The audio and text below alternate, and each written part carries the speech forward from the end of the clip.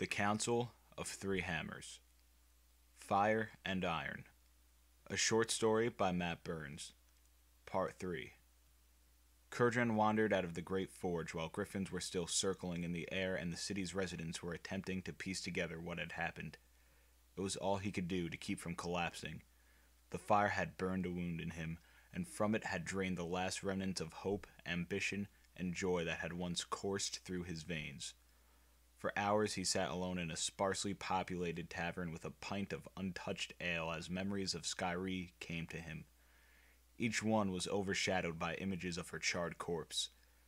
She should have died in battle, or at the very least in the comfort of her home near Airy Peak, not in the heart of a mountain.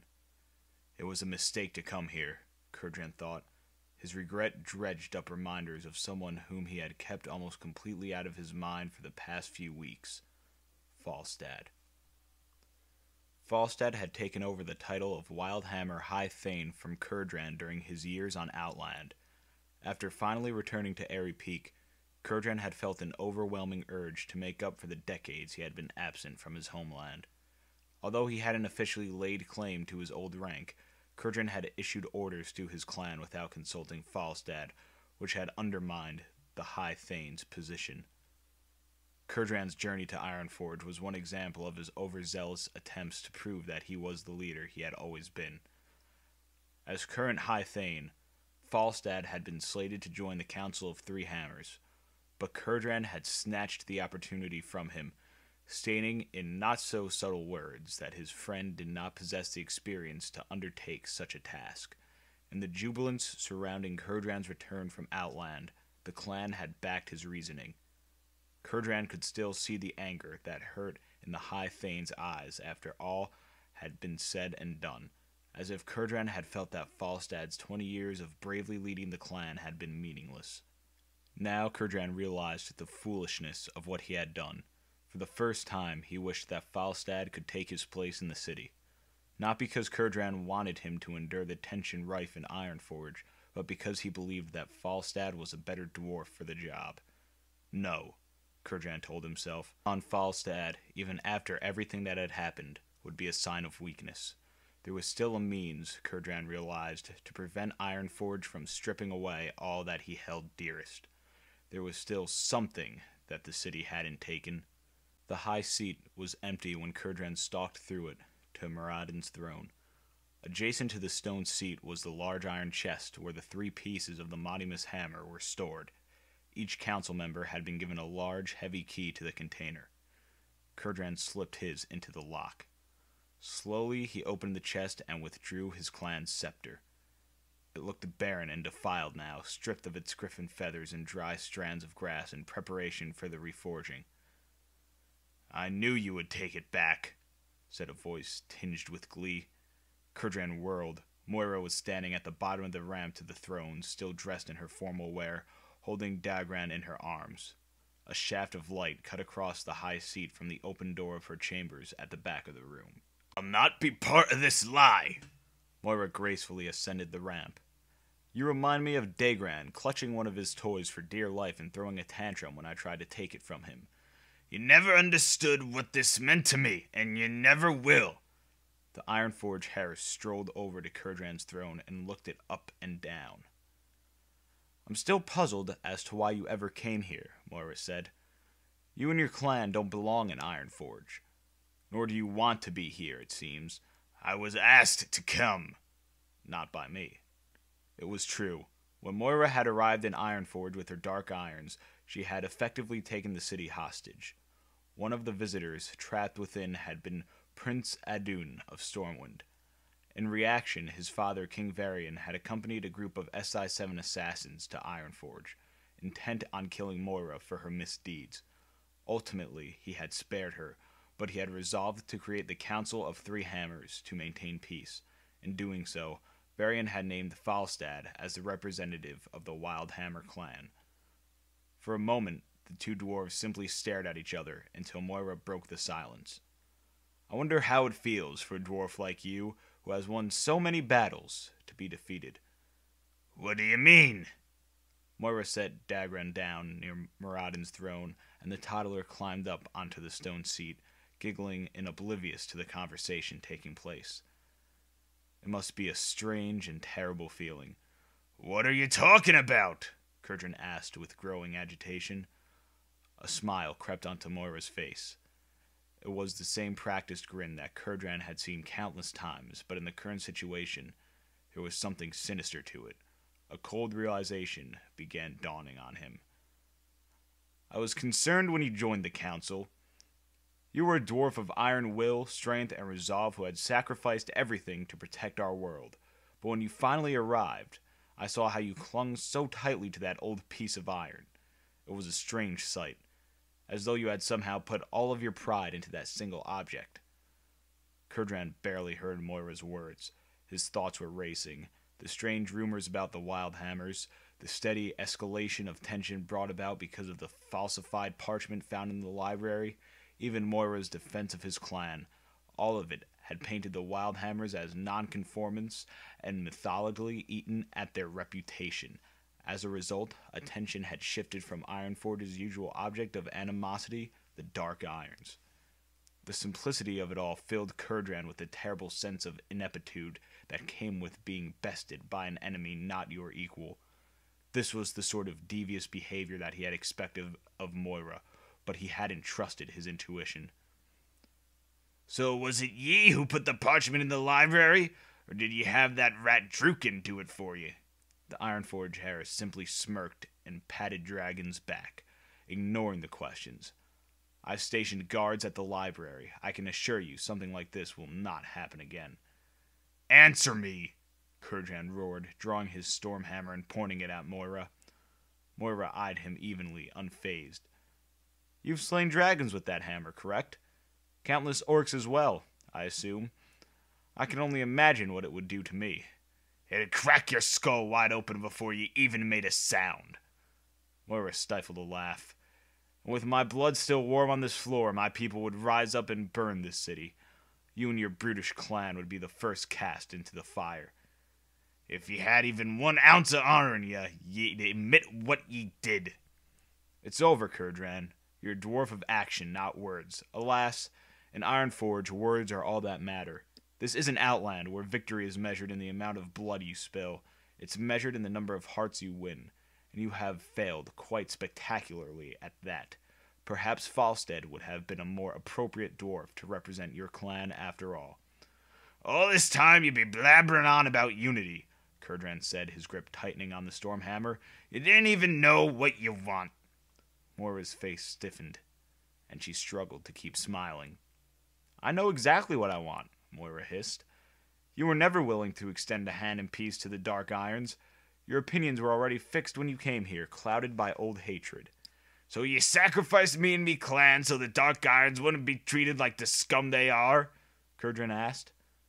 "I did what I did for the future, so that when my son inherits his throne, he will not rule over a city that treats him like a pariah due to the blood that flows through his veins."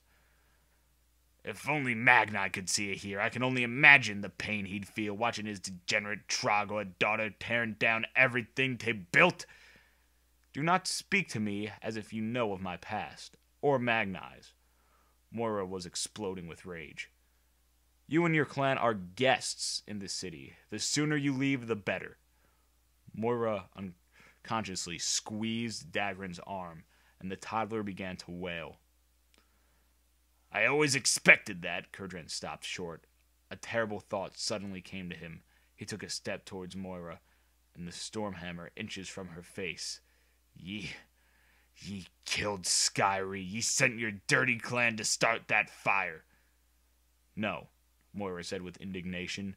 "Do not accuse me of something that you are responsible for. I punished the Dark Irons who participated in the fight, but from what they told me, it was you who threw the first blow." Guilt welled up in Kurdran. Ever since the fire earlier that day, he had tried to forget that he could have prevented the brawl. His arm went slack, and he lowered the storm hammer. "Take it and leave," Moira said, eyeing the wild hammer scepter, "or don't." She scooped Dagran into her arms and descended the ramp without looking back at Kurdran. "We will commence with the reforging regardless. On the morrow it will be a Dark Iron who brings unity to the clans. Moira said as she entered her private quarters, slamming the door behind her. The truth in Moira's words, and everything she had said, carried a terrible weight. The enemy Kurdran had longed to find had shown herself, but he could do nothing to fight her without endangering the entire city. He was as helpless as the crystalline statue that had been King Magni. All at once, the foreign feeling of defeat washed over him. Sweat began pouring down his body. Every breath seemed filled with stagnant heat, not air. Kurdran shoved the scepter through an opening in his chest piece near his arm. With the heirloom hidden, he rushed out of the room and towards the gates of Ironforge as the city's stone walls closed on him. Kurdran inhaled the frigid air at Ironforge's gates deeply. The sweat covering his body chilled in the cold night, and he shivered. In the distance, through a curtain of snowfall, shapes illuminated by light from the open city gate were unloading crates from a cart. One of the silhouettes looked up in Kurdran's direction. It trudged through the snow toward him. It was Muradin. "Been looking for you, lad," the Bronzebeard said as he brushed snow from his plaited shoulders. "Can I say how sorry I was to hear about Skyrie? She died like she lived, free of fear, fighting for what was most important, her people, her future." "Her future died with her," Kurdran said. He let out a long sigh, his breath white in the cold. Muradin stood for a moment, silent. "Aye, but I'd rather die for me kin in a fight I know I cannot win than no fight at all. I suppose you wouldn't understand that much about that, though, would you?" Kurdran's eyes narrowed at the affront, but he felt weak after the encounter with Moira. "I've been fighting for me kin since the day I set foot in Ironforge. Don't I mistake stubbornness for bravery? They ain't the same," Muradin replied. "You wouldn't understand. You're no different than Moira." Muradin sighed and lowered his head. "When you joined the council, I thought to myself, now there's a dwarf who can set the bickering in this city straight. Instead, all ye did was make things worse. Aye, because I had to go at it alone. You greeted me with open arms, but as soon as I made a stand for something I believed in, you turned your back on me. How many times did I tell you this business with the hammer wasn't worth fighting over? I stopped wasting me breath when it was clear you wouldn't listen to reason," Muradin retorted. To the Bronzebeard's credit, Kurdran recalled numerous times in the past days when Muradin had approached him in private and spoken with him about giving up the Wildhammer scepter, but each of those conversations had seemed more like a personal attack than advice. "Didn't you see, lad," Muradin continued, "that old piece of iron is a shackle holding you back, holding this whole city back. The more you argue about it, the tighter it becomes." "And what if I didn't go through with the reforging tomorrow?" Kurdran blurted out.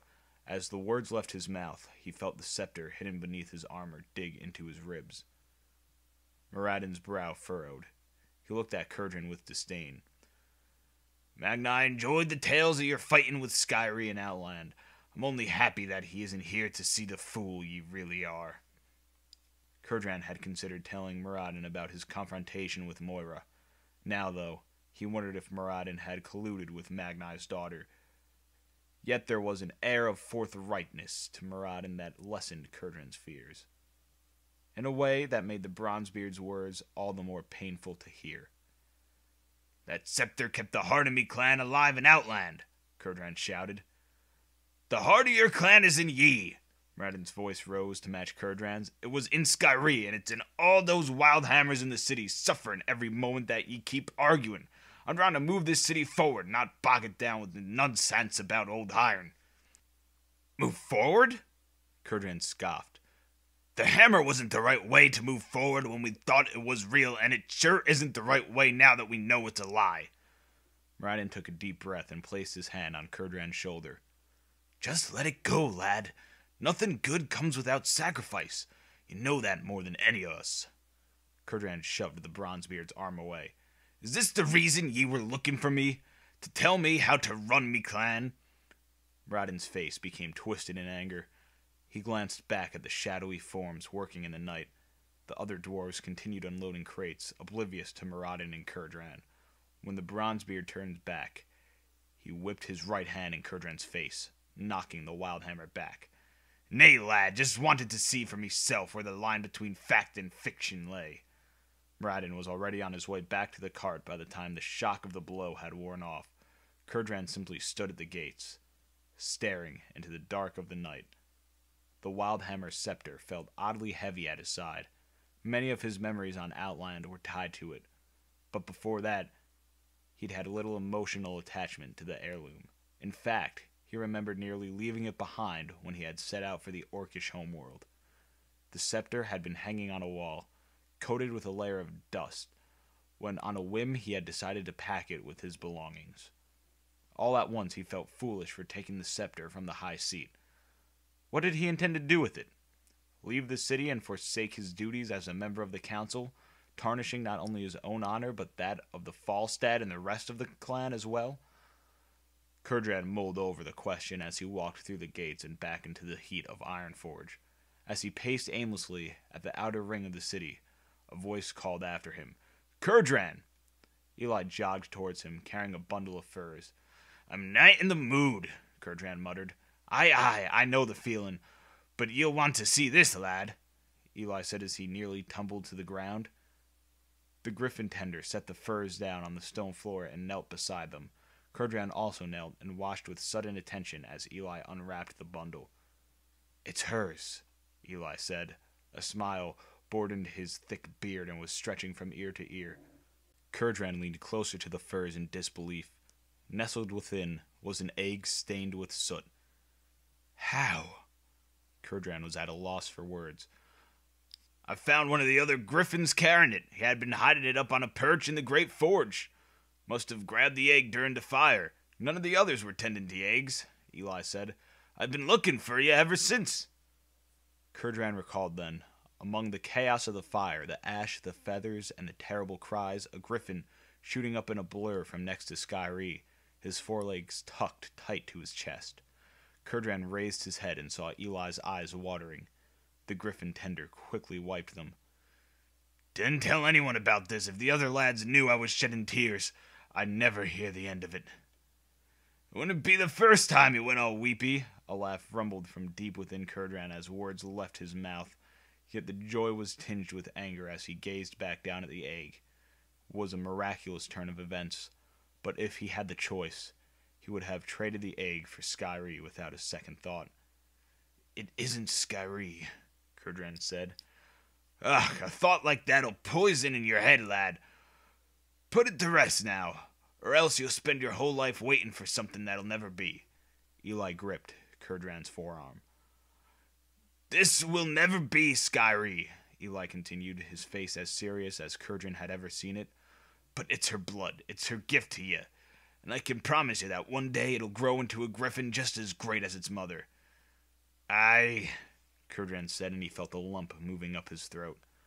Hesitantly, he placed his palm on the egg. It was somehow warm, but the sensation was altogether different than the stifling heat of Ironforge. The warmth coursed through Kurdran's veins and made him feel as though he were standing under the blue skies of the hinterlands, bathed in the light of the sun. In that moment, everything became clear. He knew what he had to do, regardless of the consequences, to honor King Magni and fulfill his own duties as a member of the Council of Three Hammers. The great forge was packed with dwarves, shoulder to shoulder, when Kurdran arrived. Nearly the entire city had turned out for the reforging of Modimus's hammer. Even a few scattered gnomes, Draenei, and other members of the Alliance were in attendance, although they stayed far away from the dwarves gathered near the monstrous great anvil at the heart of the forge. A line of Ironforge guards cordoned off the area around the anvil, and only Moira, Moradin, and a dark iron smith stood within. Many of the dwarves present were armed, tensed with bottled rage. The Wildhammers had assembled near the entrance to the high seat, far from their usual place at the Griffin Roost. After the fire, they had taken all of their winged companions out of the city. The roost, cleaned and lined with new straw, now housed only Ironforge's own griffins. Kurdran edged his way through the crowded forge. A great clamor rose from the mob around him, and among the indecipherable din, Kurdran caught the word thief, uttered numerous times. As he neared the center of the room, he could see Moira standing just behind the guards, addressing the audience. "We have our suspicions regarding who stole the handle of Modimus's hammer," Moira said. An investigation will take place. We will not, however, allow these thieves to disrupt what we have set out to do. We will commence with the reforging as Moira trailed off as Kurdran shuffled through the line of guards encircling the great anvil. Kurdran, Moira said casually, as if their encounter the night before had never happened. There's a thief in our midst. The Ironforge Harris gestured at the great anvil, where the Bronzebeard hammered and the dark iron gem lay in plain sight. Care to shed any light on this predicament? She asked loud enough for the gathered onlookers to hear. Beneath her mask of civility, Kurdran could see Moira savoring every moment of what she surely believed was her domination of the Wildhammer representative. I do, Kurdran replied, looking momentarily at Muradin. The Bronzebeard stared at Kurdran with disgust, but he said nothing. Kurdran strode to the edge of the great anvil. He drew the Wildhammer heirloom from inside his armor, thrusting the scepter in the air toward the watching dwarves. Ironforge! He roared. It was I who took the hammer piece. Shouts rose from the crowd, and dwarves began pushing against the ring of guards around the great anvil. Others edged towards the Wildhammers at the high seat's entrance. Muradin stepped closer to the anvil and grasped Kurdran's free arm. Kurdran, the Bronzebeard was seizing. You're going to start a riot! Ye said I could be the one to set the bickering in the city straight. That's what I'm about to do. How? Muradin asked. By breaking the chain, lad. Muradin's brows furrowed in confusion. But eventually, it seemed to Kurdran as if the Bronzebeard had realized what was about to happen. Muradin walked toward the crowd and bellowed, Let him say his piece! When the noise died down, Kurdran continued, For many years I was stuck on Outland, never knowing with any certainty whether or nay I'd return home. During all that time, this here piece of iron gave me and the lads and lasses at me side hope. Reminded us of who we were and what we had to fight for. Kurdran glanced up at the heirloom. The night before, while he had knelt next to Skyre's egg, he had finally realized what the scepter was. A piece of old iron, tempered metal that had set the dwarf against dwarf and instilled fear and hate in Kurdran's own heart. He had been no different from the mindless, livid mob standing before him now. A dwarf afraid of the unknown, unwilling to move forward if it meant giving up something familiar. But he had done so on Outland. He had given up his title as High Thane to Falstad. He had given up years of his life in Airy Peak to secure a better future for his kind. The scepter, by comparison, was incredibly trivial. But this isn't Outland, Kurdran continued, and this isn't the Ironforge of our ancestors, so why are we trying to put this hammer together to make it that way? This is a new Ironforge. It will never be the same in the past, and reforging Minimus's hammer surely will nae change that. Kurdran slammed the Wildhammer heirloom into the anvil. Me and me clan will have nae part in seeing this era begin by chaining ourselves to a hammer. The crowd's movements became erratic. In the shadows of the great forge, the dwarves looked like a single organism, expanding and contracting, a moment away from bursting apart at the seams. He's going to take the place back. The Wildhammers are showing their true colors. Without another word, Kurdran drew the Stormhammer from his back. In one swift movement, he raised the weapon high and drove it down onto the scepter in a flash of light. The resulting thunderclap made Kurdran's ears ring. Despite his having used the hammer for decades, the heirloom exploded in a shower of iron shards. The dwarves in the crowd froze in sudden bewilderment. Confusion rippled across their taut faces. The new Ironforge begins here. Ask yourselves, what do you want to start it by putting this hammer back together so that one day it can be broken again? The Wildhammers have chosen to take a step forward, not back. Who among ye is with us? As Kurdran turned and extended his Stormhammer to the other council members, he was surprised to find Muradin already marching to the anvil. The Bronzebeards are! Muradin shouted, and he grasped the Stormhammer with one hand.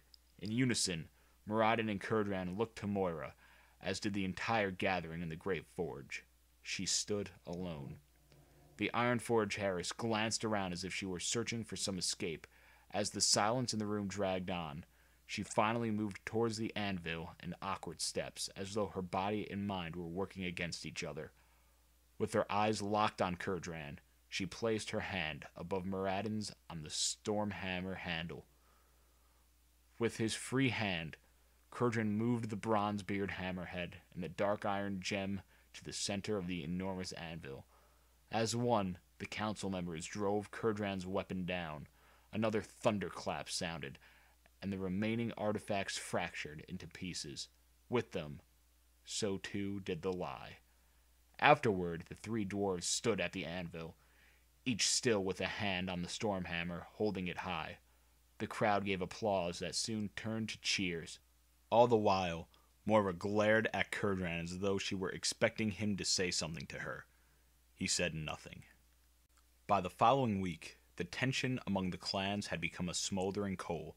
It was still present, but the threat of violence seemed distant. Kurdran was on his second pint of ale in the Stonefire Tavern, sitting alone at a table in a corner of the establishment. His solitude, however, was not born out of anger or guilt. He was waiting for someone with nervous anticipation. "If he doesn't come," Kurdran thought, "can I blame him?" As if in answer to the silent question, Falstad Wildhammer entered the tavern, his red hair pulled back in a ponytail much like Kurdran's. He stopped in the doorway, eyes searching the dimly lit room until he found Kurdran. Without a smile or nod, Falstad strode towards Kurdran's table and took a seat. "Good to see ye, lad," Kurdran said, "and ye as well," Falstad replied in an even tone. A moment of uncomfortable silence passed. Kurdran had called Falstad to Ironforge shortly after the destruction of the Wildhammer scepter, not knowing how his friend would react to the summons. Now that Falstad was in the city, Kurdran was both relieved and unsure. "Ye didn't need to do this. We have more right to be on the council than I do," Falstad said. "Nay," Kurdran replied. "Ye've been High Thane of the Wildhammers for 20 years. Only thing that's changed of late is a thick-headed dwarf thinking he could do the job better than you. I spoke to Eli a moment ago. It seems you've made your mark on Ironforge already." "All I did was clean up a mess I made myself. A mess that wouldn't have even happened if he had been here." Falstad stared hard at Kurdran, his lips pursed. Kurdran steeled himself, expecting his friend to berate him for his arrogance or even gloat over the unrest he had caused in Ironforge. "If ye will nae do it for me," Kurdran said with sudden urgency, "then take your place on this council for the good of the clan." Falstad leaned back in his chair with his arms crossed, his eyes never leaving Kurdran. "So ye expect me to forgive ye and join the council when ye didn't even have a fresh pint waiting on the table?" Falstad asked, and a toothy grin stretched across his face. Kurdran let out a hearty laugh, feeling as though a great weight had been taken off of his shoulders. In that moment, he recognized the immersed wisdom and capacity for forgiveness that Falstad possessed. There were traits that would lead the Wildhammer clan to great things, even amid the uncertainty brought about by the formation of the council. After Kurdran had ordered a pint for Falstad, the two dwarves raised their mugs. "For the council," Falstad said. "For the High Thane of the Wildhammers," Kurdran replied. "For Skyree." Falstad lowered his mug to his mouth before Kurdran could offer another toast. No doubt Eli had told Falstad about Skyree's death. Kurdran appreciated the brevity of the remembrance, for he knew, as Falstad and other Griffin riders did, that lengthy condolences would do nothing to soothe the pain that came with losing a friend like Skyree. Falstad set his mug down on the table with a hollow thud and asked, "So what will ye do now, then?" "I might journey down to Stormwind. I've had good experiences with humans in me past, and would like to meet this King Varian. And I hear there's a statue in honor of me death in Outland right at the city gates." Kurdran grinned. "Aye, I wrote the placard. Was quite a task trying to find something good to say," Falstad quipped with a chuckle. As the night wore on, other dwarves joined Kurdran and Falstad at their table. They talked of the great political changes occurring throughout the kingdoms of Azeroth, as well as the natural calamities that had reshaped the world following the cataclysm. Among the topics that interested Curdran most was a discussion of the scattered Wildhammer dwarves of the Twilight Highlands. Fiercely independent, they had long remained free of governance by Airy Peak. Recently, though, word had come that something dark had been taking root among the green hills of the northern lands. When the dwarves turned to other topics, Curdran's mind wandered. A week ago, he would have been concerned that relinquishing his place on the council would diminish his strength in the eyes of his clan. Today, that mattered little. There was something in making the sacrifice, something in having the will to forego his personal desires for the good of his people, that filled Curdran with fire. It was the same fire that had driven him to Outland, and had allowed him to break the Wildhammer scepter. His destiny wasn't in Ironforge, nor was it in sitting idly in Airy Peak. It was here, and it was there, a life guided by the winds, and that unpredictability was the strength to face any challenge, to stand firm against insurmountable odds and fight the bleakest of hopes. That was the will of the Wildhammer. For the first time since he had come to the city, in fact, since he had returned from Outland, he felt free, as if he were flying among the clouds with Skyrie. In his mind's eye, he was. Curdran was with the Griffin spirit, soaring in a cloudless blue expanse that seemed infinite in scope. Up ahead was something indecipherable, shimmering like a mirage. In his heart, he knew that it was a piece for Airy Peak and all Wildhammers. Whether it would take another day, week, or 10 years to reach was impossible to predict, and foolish to worry over. With resolve and determination, he gave Skyrie a firm pat on her neck and let the winds guide them toward the horizon.